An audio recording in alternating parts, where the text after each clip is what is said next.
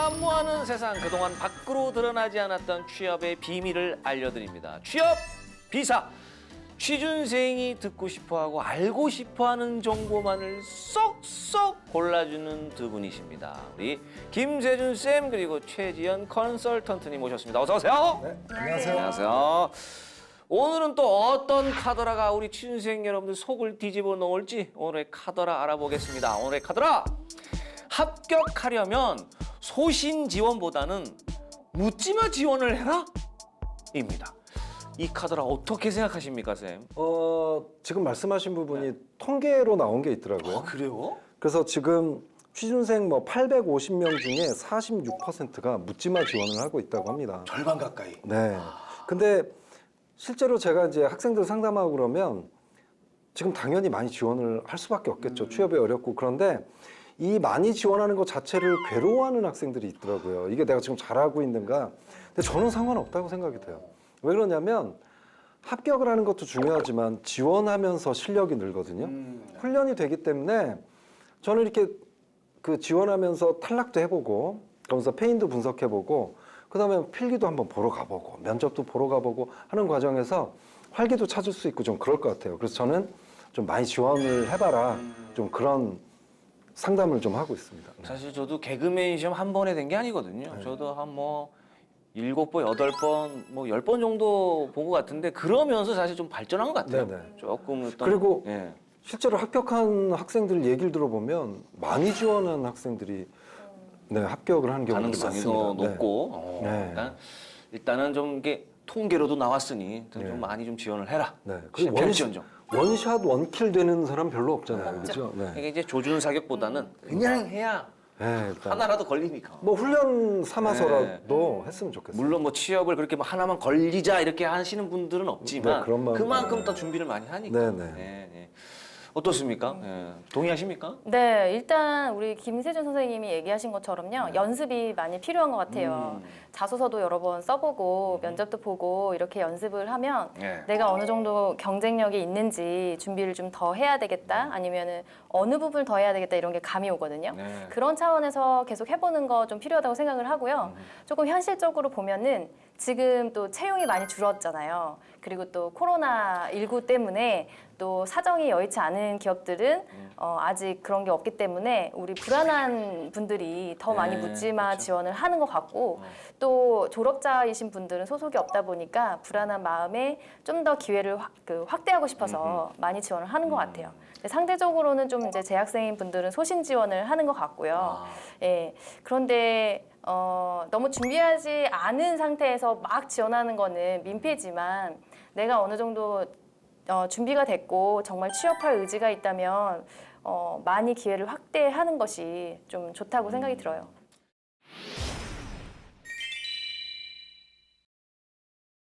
자, 그럼 오늘의 주제 바로 알아보겠습니다. 합격을 부르는 자기소개서. 자, 우리 그럼 김세준 쌤, 네. 이 공공기관하고 사기업 자소서 항목에 어떤 차이가 있습니까? 지금 요즘은 좀 많이 좀 비슷해져 가는 것 네. 같아요. 왜 그러냐면 사기업도 지금 블라인드 채용을 하고 있잖아요. 네네. 그러니까 결국은 이 자기소개서는 거의 서류 전형보다는 면접에서 좀 더 그 좋은 자료로 쓰이고 있는 것 같고, 근데 이 지원자에 대한 스펙이나 이런 걸 알지 못하는 상황에서 이 사람을 평가하려고 그러다 보니까 자기소개서밖에 없는 거예요. 근데 자기소개서는 누가 이렇게 도장 찍어주고 그런 문서가 아니잖아요. 자기들이 직접 써서 제출을 해서 허위나 과장이나 이런 것들이 있을 수가 있을 것 같아서 결국 자기소개서를 심사하는 사람이나 면접관들이 보는 건 이 내용이 사실이냐, 요즘 이제 이걸 좀 더 많이 보는 것 같고요. 그 다음에 또 하나는 닮아간다는 게 뭐냐면 결국 성과를 잘 내야 되잖아요. 네. 그러니까 이 자소서를 통해서 이 사람이 우리 회사에서 고성과를 내줄 사람인가, 이제 그걸 집중해서 요즘 보는 것 같아요. 그런데 이건 예측이잖아요. 예측은 상당히 좀 하기 어렵잖아요. 네. 그래서 요즘 자소서가 공공기관은 특히 더 그런데 과거의 성취 경험을 통해서 이 사람이 과거에 예를 들어서 도전을 해서 성취를 낸 경험이 있으면 이 사람은 또 우리 회사에 와서 도전을 통해 성취를 할 거야. 이런 이제 핵심 전제를 깔고 평가를 합니다. 그러니까 자소서 항목이 요즘 다 그렇게 돼 있어요. 어떤 특정 그 직업 기초 능력, 뭐 직업윤리, 문제 해결 능력 이런 거에 대해서 구체적인 경험을 쓰라고 하거든요. 그게 다 그 성과를 낼 사람인지를 좀 파악하는 이제 뭐 그런 방식이라서 아마 사기업도 지금 거의 다 그렇게 되고 있죠. 맞아요. 네. 그래서 이런 자기소개서는 꼭 4가지 과정을 다 보여줘야 돼요. 그게 뭐냐면 스타라는 건데 보통 학생들은 이걸 글쓰기 기법으로 알고 있거든요. 근데 이건 글쓰기 기법이 아니라 문법이 아니고. 회사는 어떤 그 리절트를 내기 이전의 과정까지 다 보고 싶어 하는 거예요. 이 사람이 쉬운 상태에서 1등을 한 건지 어려운 상황에서 1등을 한 건지 그래서 상황, 목표나 역할, T, 그다음에 액션, 리절트, 그다음에 요즘은 깨달은 것까지도. 네. 그래서 자기소개서 요즘은 소설이 아니라 이 정해진 것만 써야 됩니다. 공공기관하고 사기업을 이제 불문하고 요런 표현을 쓰면은 무조건 떨어진다 하는 그런 표현들이 있을까요? 일단 뭐 기업명 잘못 쓰면 무조건 100% 탈락이고요. 네, 근데 우리가 미리 써놨다가 그냥 복붙해서 넣는 경우가 있잖아요. 예, 그런 경우 100% 탈락이고, 그리고 일단 부정적인 어떤 정서라든지 아니면 공격적인 말투, 그다음에 아까 전에 그 공식 문서라고 말씀하셨는데 간결한 것도 중요한데 어른이 본다라는 생각에 공손한 표현들을 많이 써야 돼요. 예, 그런데 이제 우리가 뭐 아버지가 어머니가 이렇게 교수님이 이런 식으로 하잖아요. 근데 조금 높여서 교수님께서 이런 것들을 조언을 해주셨고 이런 식으로 조금 공손한 채로 바꿔주시는 게 더 좋습니다. 요즘 이제 말투라든가 이런 거에서도 느껴질 수 있으니까. 네, 뭐 네, 신조 같은 거 이런 거 좀 쓰면은 좀 감점이 좀 있겠네요. 감점이 많이 있는데요. 일단 뭐 지금 예를 들자면 낄낄빠빠 같은 거 그런 거를 지금 이제 제목으로 많이 하시잖아요.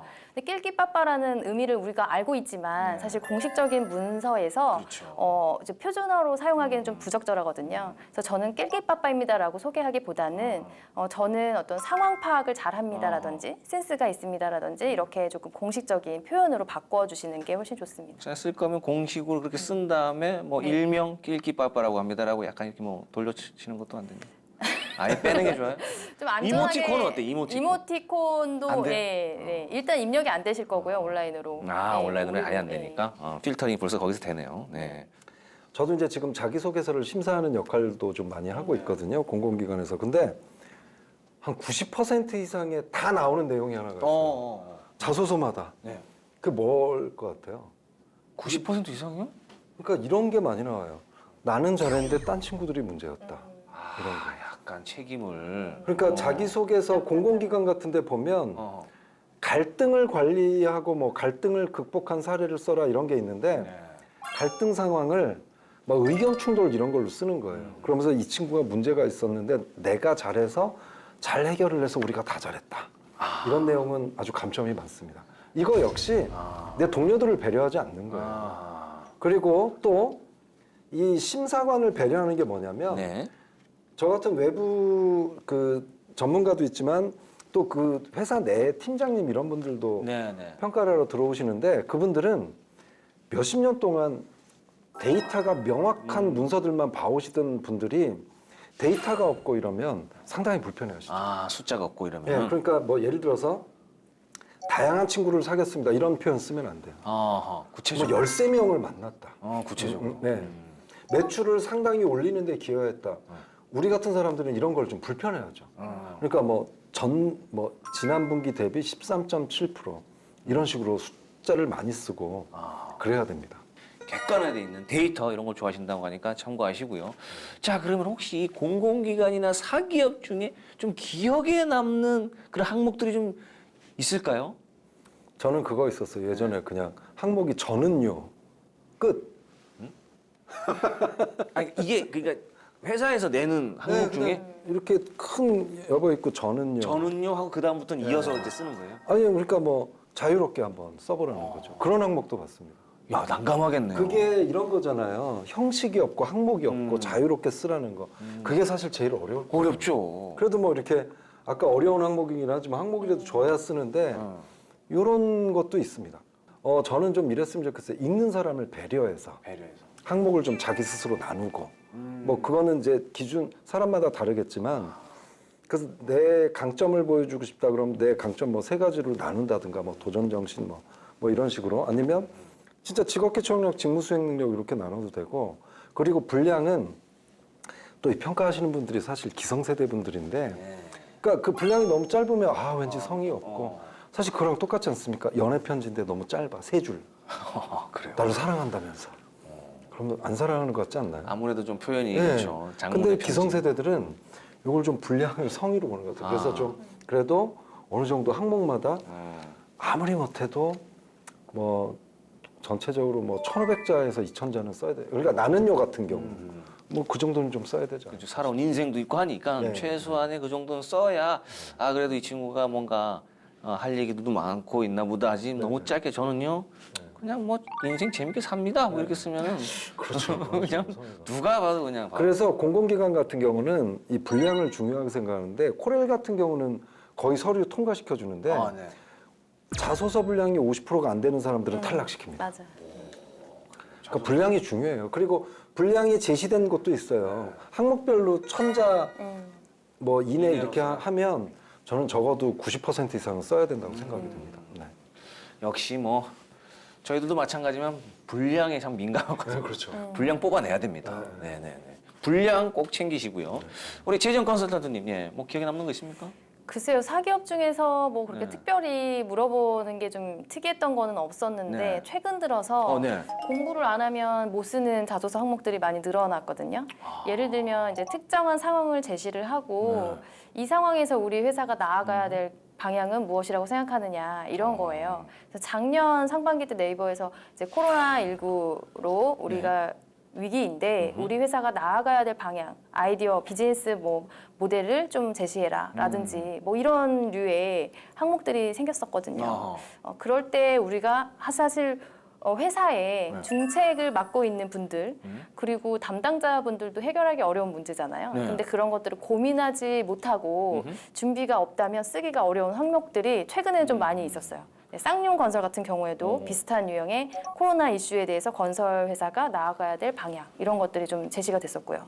사실 그렇게 아이디어를 받아서 네. 아이디어만 쏙 가져가는 경우가 있나요? 글쎄요, 그냥 이거는 좋은 아이디어가 있을 수 있거든요. 사실 이거는 네. 회사에서 해야 되는 부분인데 이 취업이 안 된 사람들 왜냐하면 개그도 좀 비슷한 게 있거든요. 개그를 지망하는 친구들한테 야 나 이런 거 짜는데 뭐 재밌는 거 있으면 내봐 했는데 아이디어만 쏙 가져가는. 만약에 그러진 아이디어가 않겠죠? 너무 좋다면 그분을 채용하겠죠. 채용이 되겠죠. 네. 네, 알겠습니다. 네, 좀 긍정적으로. 요런 뭐 항목들이 나오면 나 아이디어만 뺏기는 거야 하지 생각하지 마시고 무조건 쓰십시오. 그래서 근데 그런 거 걱정 안 하셔도 될 거예요. 그쵸, 우리나라 뭐. 기업들이 안 하겠죠. 아이 그럼요. 저만 그런 아, 생각을 이게 했네. 정답이야 진짜. 좋으면 뽑겠지 당연히. 혹시나 해서 저도 약간 조금 그런 의심이 좀 있어요. 아이디어만 가져가는 거 아니었는데 걱정 없이 쓰시길 바라겠습니다.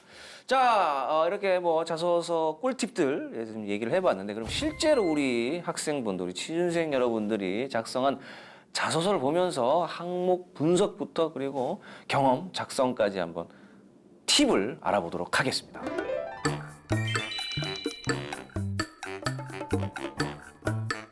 자, 세준쌤. 네. 이게 지금 실제로 자소서를 쓴 거죠? 이건 공공기관인가요? 최종 합격자입니다.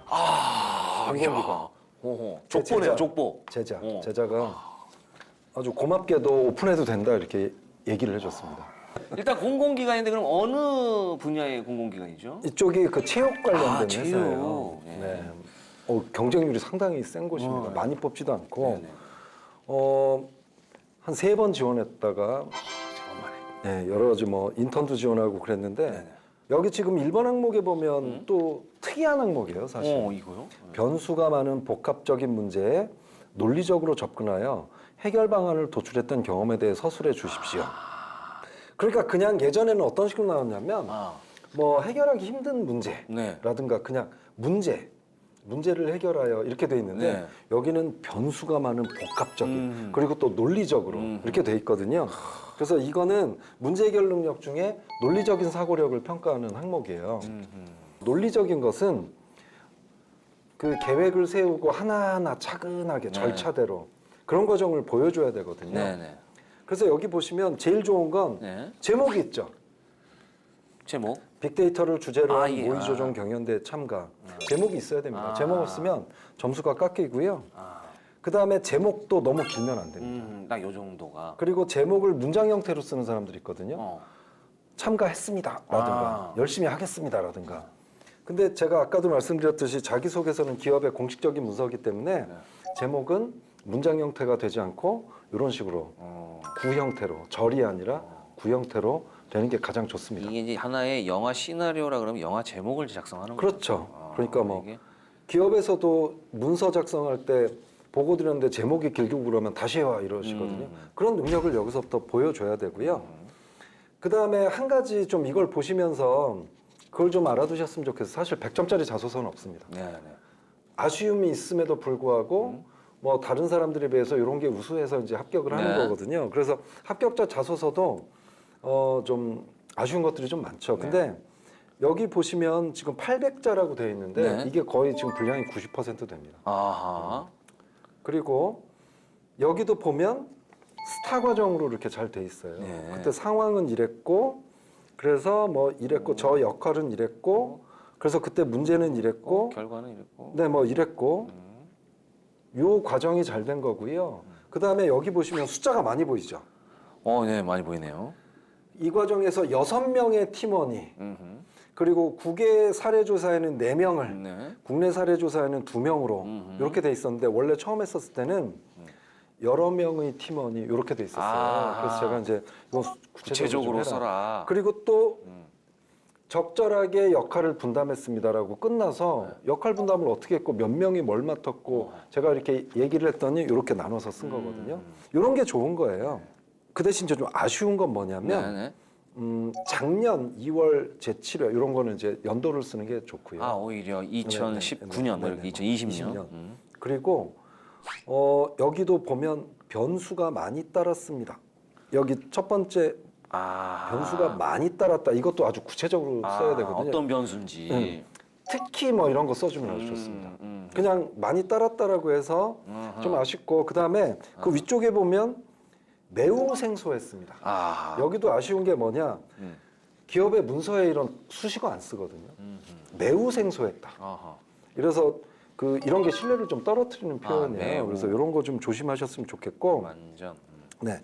그리고 국내에 한정 짓지 않고 외국 사례를 탐색했습니다. 이걸 100점을 맞으려면 네. 특히 뭐 저는 여기에서 몇 편의 뭘 자료를 했고 여기서도 숫자가 들어갔으면 좀 더 데이터적으로. 네, 훨씬 더 좋았지 않았을까. 네. 뭐 하여튼 뭐 그런. 그리고 마지막에 또 아쉬운 게 하나가 있는 게 뭐냐면 뒤에 깨달은 게 좀 빠져 있어요. 입상할 수 있었습니다까지만 되어 있고 예전에는 사실 리절트만 썼어도 인정을 하는 추세였는데 지금은 깨달은 것까지 좀 써야 됩니다. 그래서 뒤에 이를 통해 뭘 깨달을 수 있었습니다. 이게 있고요. 한 가지만 더 말씀드리면 요즘은 제가 자기소개서를 심사하거나 면접관을 가보면 자기소개서 점수를 우리한테 줘요. 면접관들한테. 근데 다 AI가 평가한 데이터를 주더라고요. 얼마 전에 면접관을 갔는데 근데 그 항목은 제가 말씀드릴 수가 없어요. 서약서를 썼기 때문에 오픈하지 않는다. 근데 이 AI가 자소서를 평가를 하면서 낸 의견들이 상당히 많아요. 이 사람은 뭐 베꼈을 가능성이 있고, 뭐 이런 거짓일 것들이 가능성이 있고.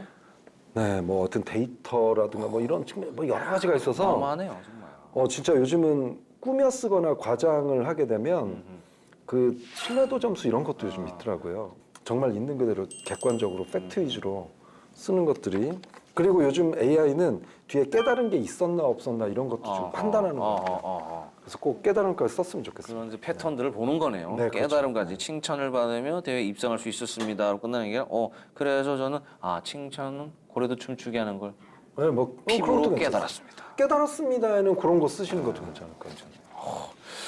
이렇게 자소서인데도 자소서인데도 또 전문가님이 보면은 몇 군데가 이렇게 또 디테일하게 이렇게 잡아주셨습니다. 공공기관을 준비하는 우리 취준생 여러분에게 많은 도움이 좀 됐으면 좋겠고요. 이번에 그럼 사기업 자소서를 한번 분석해보고 첨삭을 해보도록 하겠습니다. 우리 최지영 컨설턴트님. 네. 일단 제가 네. 상담을 했던 그 지원자, 의뢰인 같은 경우에는 네. 여기를 되게 가고 싶어 했어요. 지금 핫한 기업이고요. 배터리 때문에 지금 이제 성장을 계속 하고 있는 쌍둥이. 그 화학입니다. 네네. 땡땡인데 거기에 이제 2번 정도 실패를 해서 의뢰를 했고 그 과정에서 보다 보니까 이 친구가 연습은 했는데 조금 기업에서 평가자 입장에서 조금 배려하는 그런 글은 아니었구나라는 게 좀 전체적으로 느껴졌는데요. 일단 제목 달았어요. 제목 짧고 간결하게 우리 강의 들은 대로 잘 잡은 것 같은데 무서워요. 일단 시체 이런 거 굳이 안 써도 되는데 집중력 빼면 시체인 공학도. 네.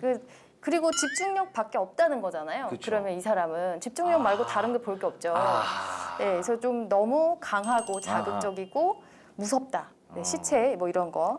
그리고 일단 처음부터 이 구성이 조금 잘 안 되어 있다고 느꼈던 게 처음에 어떤 그 도입부, 그 다음에 이 사람이 하고 싶은 얘기, 그 다음에 마지막에 이걸 통해서 기여할 수 있는 자기의 어떤 업무적인 장점 이런 것들을 쭉 구성이 되어야 되는데 지금 성장 과정이기 때문에 그렇게 본다면 처음에 이제 가장 친한 친구는 책이었거든요. 이제 일단 친구도 없어 보이죠. 네, 일단 친구도 없고요. 바로 그렇게 보이네 진짜. 네, 그리고 한 번 읽기 시작하면 잠들 때까지 읽을 정도라니까 책 말고 한 게 없어요. 너무 활동도 없어요. 네, 그리고 이런 강한 집중력이 뛰어난데 누가 말을 걸어도 몰라요. 그러니까 대인관계에서 너무 서툴러요. 남의 얘기를 안 듣는 얘기네요. 네, 그렇죠. 그래서 이런 부분이 사실 순수하게 보면 정말 이 사람이 책을 읽기 좋아하고 집중력이 강하구나인데 이 정도의 사람을 요구하진 않거든요, 조직에서. 그래서 사람들과 소통도 해야 되는데 너무 자기 것만 한다라는 생각이 좀 들고요. 그리고 갑자기 여기에서 장점을 중심으로 써야 되는데 단점이 나와요. 너무 집중하다 보니까 다른 것을 잊어버린 적도 있어요. 이런 거는 굉장히 치명적이죠. 네. 이건 사기네요, 삭. 네, 너무 치명적이고요. 그리고 폰에 알람을 맞춰놓고 하다 보니까 이제 강한 또 표현이 나와요. 절대 잊어버리지 않습니다.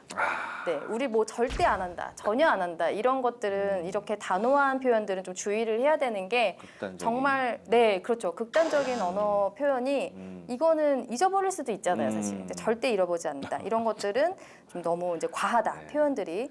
네, 그리고 마지막에 이제 그 마지막 문단 보면은 밤을 새면서 한다 그랬는데 우리 숫자 좋아한다 그랬고 구체적으로 하는 걸 좋아한다 그랬는데 회로 설계 과제를 수행할 때 밤을 새면서 한다는 게 몇 시간씩 그거를 연습을 한 건지 과제를 며칠 정도의 투자를 해서 이 결과물을 얻은 건지 이런 과정들이 조금 구체적인 데이터가 있었으면 좋겠고요. 그다음에 이제 교수님을 원망하는 내용이 또 나와요. 네, 교수님이 과제에 대해서 질문을 절대 안 받으셔. 이 친구 너무 극단적인 얘기를 많이 써요. 절대 잊어버리지 않고 절대 질문을 안 받아서 교수님이 안 알려줘서 내가 못했다. 밤을 샜다. 남 탓이네, 남 탓. 네, 이렇게 약간 우회적으로 그런 표현들이 나오고요. 그리고 저 혼자만이 성공을 했기 때문에 그의 성취감은 이루 말할 수 없고 무엇과도 바꿀 수 없고 그 이상에 갇혔다. 굉장히 추상적이고 오버하는 표현들이 많이 나오죠. 약간 네. 독재적이 좀 있네요. 저 혼자만 성공해서. 그렇죠. 이런 혼자만 성공한 거는 좋은데 일단 처음에 집중력이라는 걸 얘기를 했으면 이 집중력이 어떻게 장점으로 돼서 결과가 나왔고 이 집중력을 엔지니어로 들어갔을 때 어떻게 발휘하겠다까지가 연결이 되면 아주 베스트인데 이게 너무 다 어릴 때의 이야기, 과제 이야기, 그다음에 교수님 원망 이런 것들이 좀 섞여 있어서 집중력이 장점인지를 잘 모르겠고요. 일단 그리고 이제 어투에서 반복적인 것들이 많이 나오는데 자기를 자꾸 수식하는 습관이 있어요. 이 친구는. 그래서 세 번째 줄에 이렇게 보면은 책을 좋아한 저는, 그다음에 두 번째 문단은 해결하기 위해 저는, 네, 그다음에 이런 식으로 뭐뭐 하는 저는 이렇게 습관적으로 수식을 하거든요. 저는이라는 것들이 너무 반복되고 문장을 쓰는 스킬도 부족하지만 이 회사에서 원하는 인재인가라고 봤을 때 집중력도 끝까지 드러내지는 못했다. 그래서 전체적으로 손을 다 봤어요. 진짜 뭐 우리 최정 대표님이 말씀하시기 전에 그냥 저는 그냥 좋게 봤거든요. 근데 찝어주니까 그렇게 보이네요, 진짜. 네. 역시 다르네. 너무 어떤 본인의 장점을 극단적으로 드러내는 게 오히려는 이게 단점이 된 거네요. 어떻게 보면 안 좋은 결과가 나온 거네요.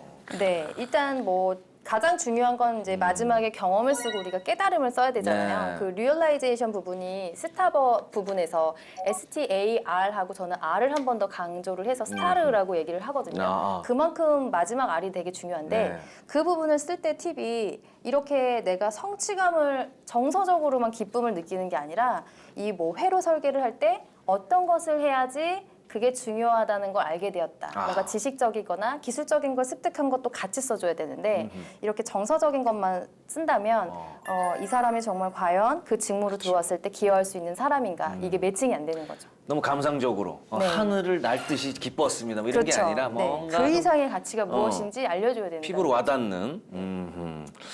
우리 세준 쌤 옆에서 네, 조금 한숨을 네. 좀 많이 쉬고. 아 진짜 고생 많으셨을 것 같아요 이거. 근데 네. 저는 좀 두 가지 말씀드리고 싶은데요.